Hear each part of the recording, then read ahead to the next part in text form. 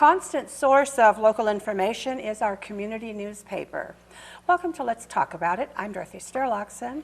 My guests today are Chad Knudson and Jamie Crisafulli, both with the Glendive Ranger-Review. Thank you both for coming in today. Thanks for having us. Thank you. What you do on a daily basis can at times, I assume, be very intense. Jamie, as managing editor, where did you start with the Ranger-Review and how long ago? Well, it's been a long time. I actually started with Yellowstone newspapers when I was in high school. I graduated from Terry High School. I interned at the Terry Tribune, taking photos, writing a few stories, and doing some layout. And then I went to college and studied English and took a photography class. So I came back to Glendive when there was an opportunity for a photographer in 1995. So I've been there almost 22 years. And the different jobs over the years that you've held? A variety. I came as a photographer, and that didn't last very long until I became a reporter within that year, and worked as a reporter for several years. Tried a small career change in there. The managing editor position came open in 2000, and I've been basically the managing editor ever since. I briefly was a publisher and decided to step back a little bit and be able to go part-time with my family. So I went back to managing editor in 2012. 2012. So a variety of roles. When we see you out and about doing your job, you have a camera in hand. A lot. And you also write articles. So is that kind of a combined position now? Do you have just a photographer and a news person? No, I would say the managing editor does a little bit of everything. I don't do much writing. When we're shorthanded, I enjoy doing that part of it. But as far as the managing editor role, my main responsibilities are just getting the news stories together, figuring out plans for the future, for future projects. But also, anyone in the newsroom goes and takes a photo when it's needed and things like that. So what exactly does the managing editor do then? Do you review all of the stories that come out in an issue? Yes.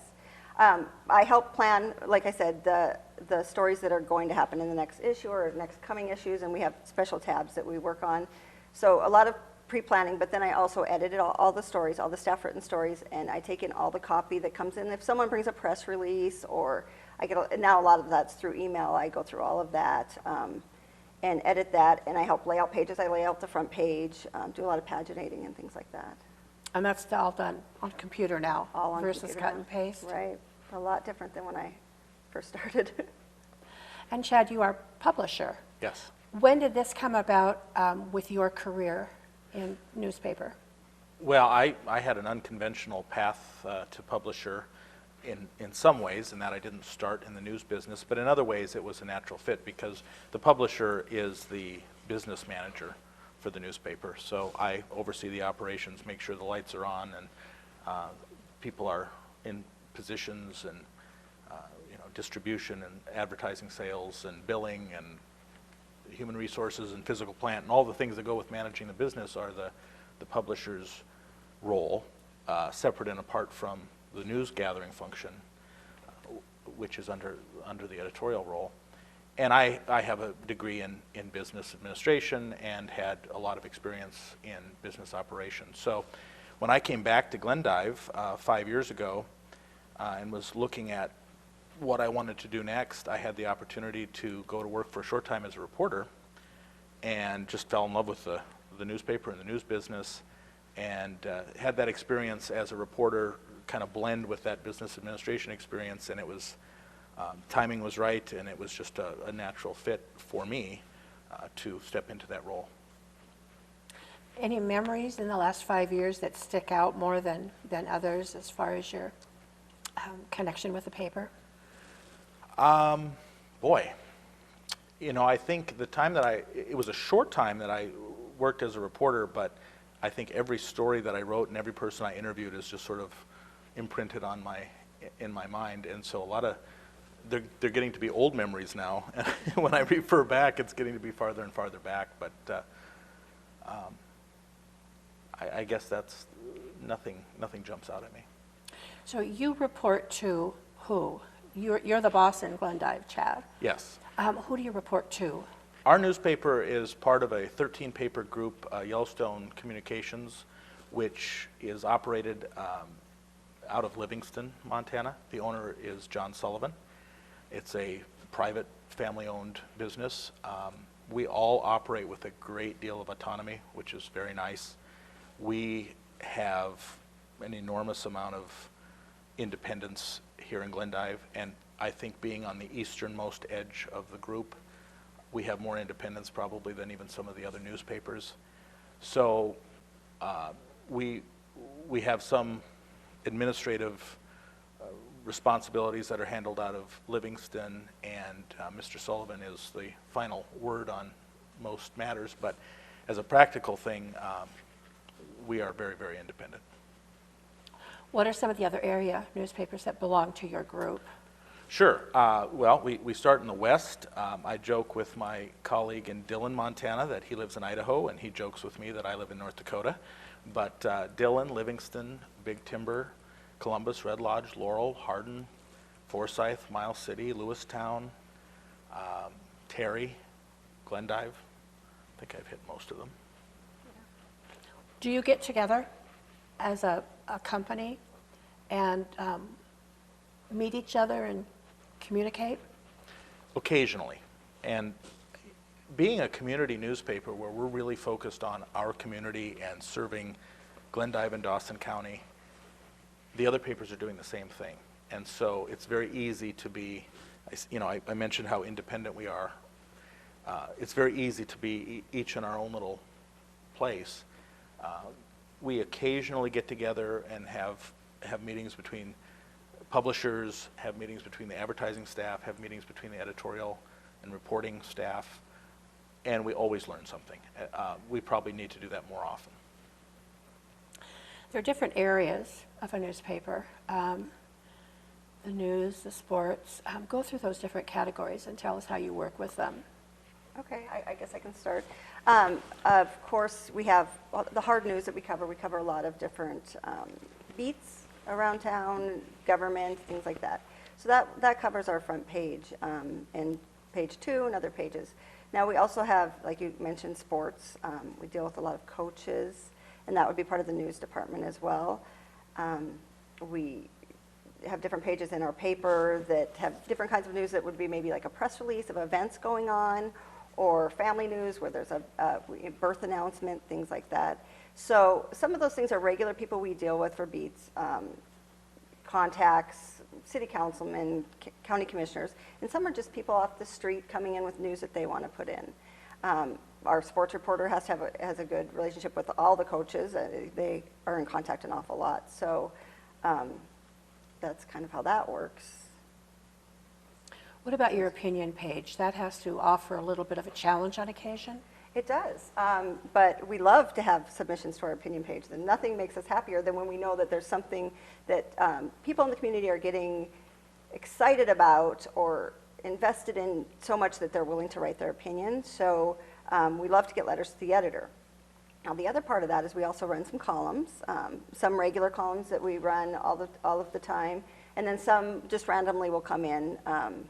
Say a state official or something will write a column, and so we decide if we're going to run those. What we try to do is keep a balance of different beliefs on that page, and I always feel like we're successful because I'll get stopped in the grocery store a lot, and someone will be upset about something that's run on the edit page, and then I'll go somewhere else, and someone else will be upset about something else, and there'll be opposite views. So I feel like we're doing our job if both sides are being affected or, noticing. And often that will start a letter to the editor campaign or something like that. And I think it gives us a good balance to our newspaper. I hope that's what we're aiming for.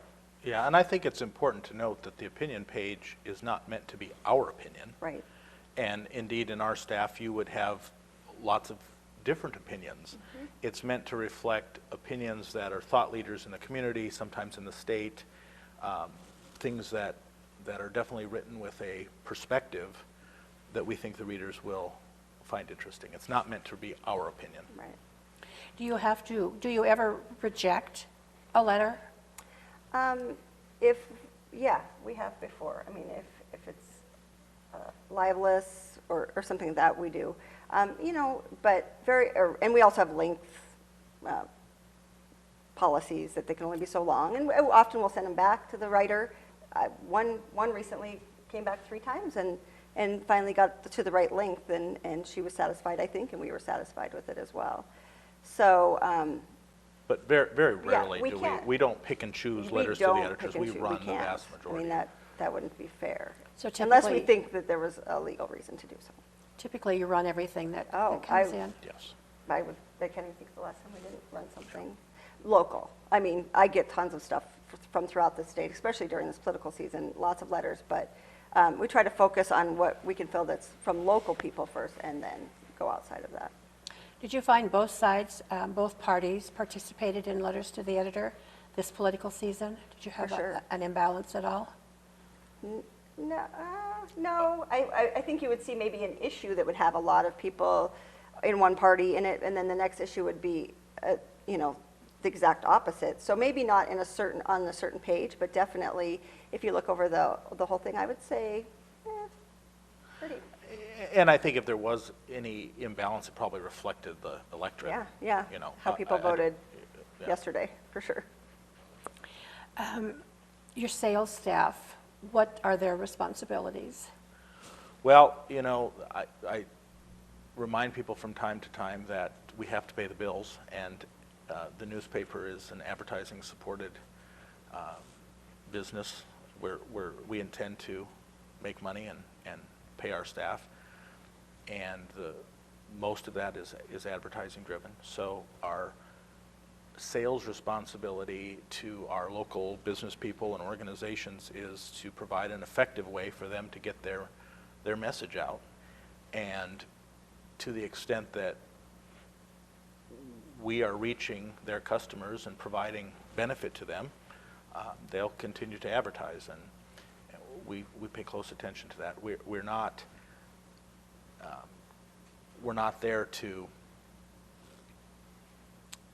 I guess, we're there to get a result. The advertising is meant to get a result, and when we talk to advertisers, we make clear we only do well if they do well. The classified section, how is that operated?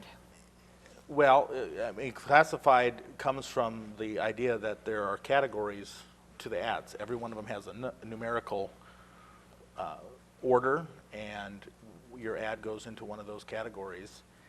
You know, the classified section, if you look broadly at the news business, is probably the one that's been the most impacted, because other media outlets have allowed people to buy and sell and trade things in ways that aren't the traditional classified page. So that has been a bit of a challenge to the industry. We still find that in a small community, people look there for jobs, they look there for houses, they look there for apartments. We have really good feedback, actually, from the people who advertise in the classifieds that it's effective for them. It wasn't that long ago when the consensus was that newspapers were going to be out of business because computer and technology and the internet. Has that happened here? Have you seen a decline in subscribers? Well, it's interesting that you say it hasn't been that long ago, because I would argue it's been almost 100 years ago that newspapers were first predicted to be on their way out, because radio came along and that was going to put newspapers out of business. And of course, over the 20th century, we had all kinds of things like television come into our world. So the rumors of the death of newspapers have been around for a very, very long time. And if you look back in the last decade at the prediction that books would become obsolete, that everyone would have an e-reader and there would just no longer be the printed word, none of that has been borne out. In fact, sales of books on paper, print books, are higher than they've ever been, and e-readers sort of plateaued. So we see a lot of durability in the value of the printed word.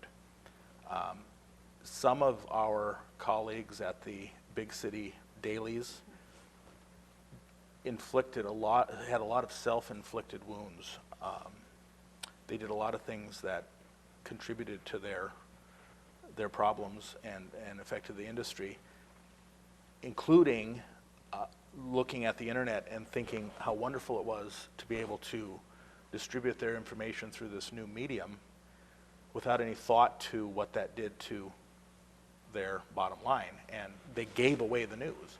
And it turned out that once the internet went from being a novelty to ubiquitous, widespread, everybody had it, they really done themselves in. They also got away from their basic journalistic mission of reporting objectively on what was happening in their communities, and all of those things hurt the big dailies. Community newspapers like ours have a unique role and have been in a completely different category from that. I mean, we are the watchdogs of our local community, and we've been pretty successful at that. I think when we focus on our mission, we do pretty well. So then social media became imperative in everyone's life. We have to have social media. We live by Facebook. Sure. Where has that fit into what you do? Well, I think we've worked very hard to make it work for us. We have a presence on social media in lots of different places like Facebook and Instagram, and we're getting our feet wet on Twitter a little bit now. But sometimes we use those, we see what discussion is, what people want to know about. So, I mean, we learn a lot from Facebook, and we're able to write the story, answer the questions. We're able to answer the questions on Facebook, or tell the real part of the story by going to the source and interviewing the source rather than just going with rumors. So I think it's been helpful for us as a news source. In the end, I think it's worked just fine. And I think it's also important for us as a way to promote ourselves or stories that are coming up, and letting people know, yeah, this is going to be in the paper, and it reminds them that to pick up maybe their Ranger-Review then, and they want to read about that. And I just wanted to say another thing about what Chad was saying about a community newspaper. We're the historical record. All this stuff can go on Facebook or any of those other sites, but sometimes when you need to look up something that happened in, 50 years ago and 50 years from now, that hard copy to be able to go and read about is a lot easier to find. Or about a feature on someone in the community that wouldn't be somewhere on the national news or on the internet, things like that. And that's something that we offer as a community newspaper that, like a national newspaper, they don't get that exposure, I guess. Do you have all that on computer then? Do you have all of your papers scanned and on computer? We do have the recent ones that you can access that way, but our back office has newspapers books of newspapers dating back to The 20s, and the library has papers going back to the late 1800s in physical form, and then they have archived on microfiche and other media the papers electronically as well. And then you can also go look things up by subject at the library and find out what date something ran about, say, the dike. You can look that up, and then you can get all the newspapers. You find the dates there, and you can look it up in the newspapers. So that's something you can't find somewhere else on the internet. Definitely. So do people have to actually sit in your back room then and go through these papers if they want to research something? I think most probably go to the library because it's a lot easier to find with, how they have everything divided out. But occasionally we'll get a request from out of town, and we'll look something up for them, or we can give them an idea of where to find it. But occasionally we have people come in. But I think mostly the library gets people looking for that, researchers type. Let's reminisce a little bit about names from the past associated with the Ranger-Review. Publisher before you two was Jerry Jerry Zander. Zander. Jerry Zander. I didn't realize that Jerry had been there since childhood, Yeah, pretty much. basically. Talk a little bit about Jerry. Okay. Go ahead. Well, he started his career at the Ranger-Review, and I don't have the exact dates. Chad probably he's better at stuff like the dates than I am. But he started as a newspaper carrier, And I believe he went to Dawson Community College and started it back as a photographer at the Ranger-Review. And from there, he was in ad sales and an ad manager, and eventually became publisher in... About 1983, I think, Yeah. so early 80s. He was at the Ranger-Review for over 50 years. His entire career was there, so a lot of history was lost with him. Terrific asset to the community. Oh, for sure, yes. The community. Does he still wander in on occasion? And No. I see him at basketball games. he just retired when he Yep, retired. he retired. Before Jerry was Frank Burke. Frank Burke. Do either one of you have memories of Frank? Well, when I started at the Ranger-Review, when I moved here, Frank was the mayor of Glendive. So I a little bit knew him in that role, and he also was a columnist for us for many years, and I wish I could tell you how many that while I was here, he was a columnist for many, many years. And so I got to know him a little bit, but I know that he had a big part of the history of the Ranger-Review as well. Yeah. Frank actually owned the newspaper at one point, and I have memories of him in the community. I obviously never worked with him. The stories, if even a portion of the stories are true, he was quite the guy. He was a great spokesman at events. Right. He could tell some great stories. Yes. Anyone else that you can think of that might spark our memories a little bit? You know, one of the things that's interesting to me, Dorothy, having come in relatively recently, to go through the personnel files and look at the people who have worked at the Ranger-Review. I joke that I think everyone in Glendive at some point or another worked for the Ranger-Review. And it really is interesting how many people have passed through our doors for a short time at least over the years. We also have some employees who were there for a very, very long time. When I started, Sheila Kunick was our business manager, and when she retired, she had 47 years or 42 years in at the newspaper. Losing people like that is very tough. There's just such an institutional memory, such a commitment and dedication to the business. You can't replace that. And so over the years, the number of people who interacted with Sheila, there again, probably everyone in town at some point. People like Pat Bays, who sold advertising for years and years, she still comes in quite regularly to harass us, and she always keeps an eye on what we're doing in advertising, and is not shy about giving her feedback, which is wonderful. Oh, she is quite a lady. Yes. Yeah, she's a goodie. Another one I would mention that I worked with, and I guess Chad didn't, would be Dooley Polly.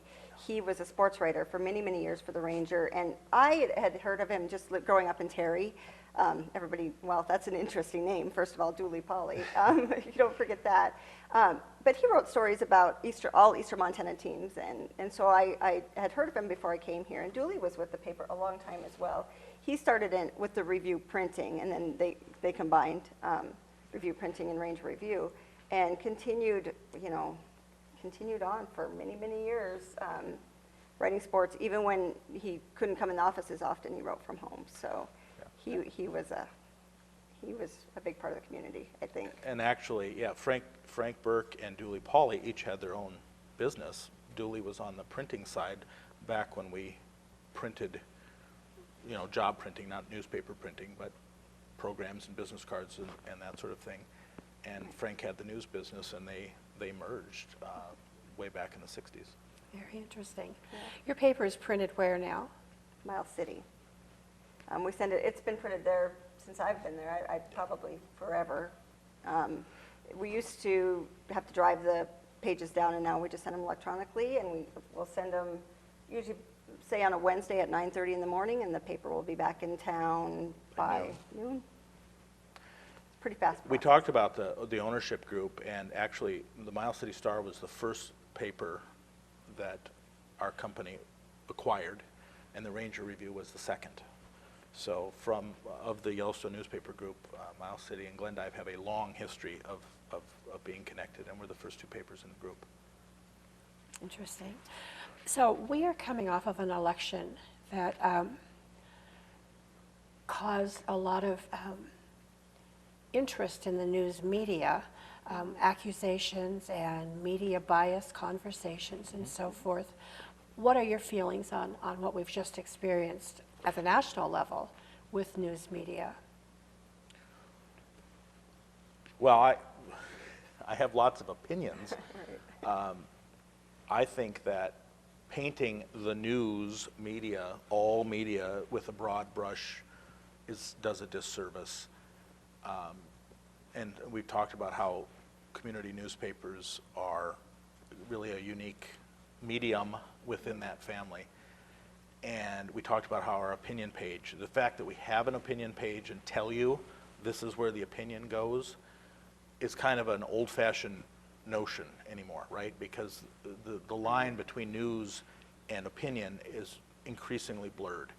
And when you look at the relentless demands of 24-hour, 7-day-a-week news cycles, crazy things start to happen. And they have, I think, really done a disservice to the idea of gathering and reporting news. We were joking yesterday about some of the ridiculous, in my opinion, breaking news headlines. I got an alert on my phone with a headline saying, "Exit polls show the nation is divided." Really? There's a shocker. I said Facebook shows that the nation is divided. So I think there are some very legitimate complaints and legitimate reasons to be very skeptical about what's happening with some of our cable news and even some of our print publications. But I think it's unfair to paint everyone with that broad brush. Do you suspect that there will be kind of a inward looking of these papers and television and radio reporters about what they've been doing or not? I would hope so. I don't think you can witness what we witnessed last night and not have some soul searching going on. I was in a conversation earlier this summer with an official from a very large national news gathering organization who was ready to call the presidential election in June. And he was extremely arrogant and condescending about why he was right, and that's the way things were going to be. And I told him at the time that I thought, this is why people don't trust the news. So I hope that there is. I hope that they take a look. But let's be honest, these are businesses, and if they weren't making money doing what they do, they wouldn't do it. And so as long as they're attracting eyeballs, you're going to get it. So a lot of us have scrapbooks full of pictures of our children and articles that they're in and sports scores and so forth. That's one of the great draws for community, because you're so intense on putting families in the paper and keeping everything right here for us to treasure for a long time. That is our hope, for sure. For sure. Jamie, anything to say in closing about your career in journalism? Well, I count myself very lucky to be able to do community news, because I learn something every day and enjoy it very much. So I will always be the cheerleader for community news and try to bring the others along, especially our newer generation, to learn the importance of newspapers. Definitely. Especially in the community. Definitely. And Chad?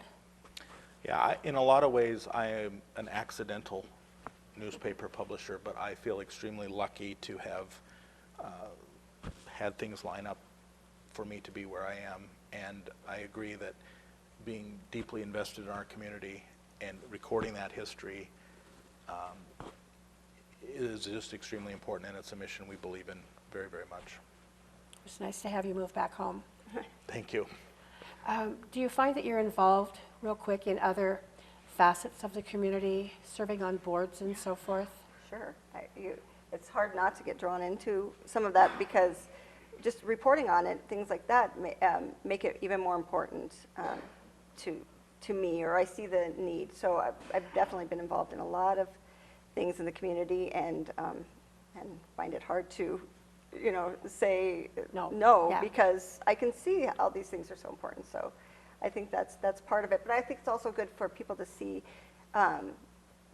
employees from our newspaper out in the public, trying to make a difference for the community as well.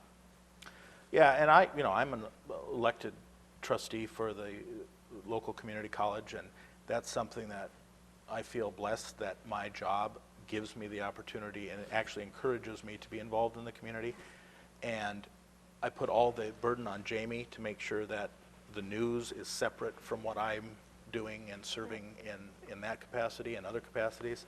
I serve with the Leadership Glendive organization. I'm currently the president of that organization, trying to get people drawn in to community service in that way. And those are incredibly important things to do, and really to have the newspaper publisher involved in the community is essential. It's not an option. Definitely. Thank you both for your insight today into our Ranger Review, Chad Knudson and Jamie Crisafulli. And for Let's Talk About It, I'm Dorothy Sterloxen. Thank you for joining us.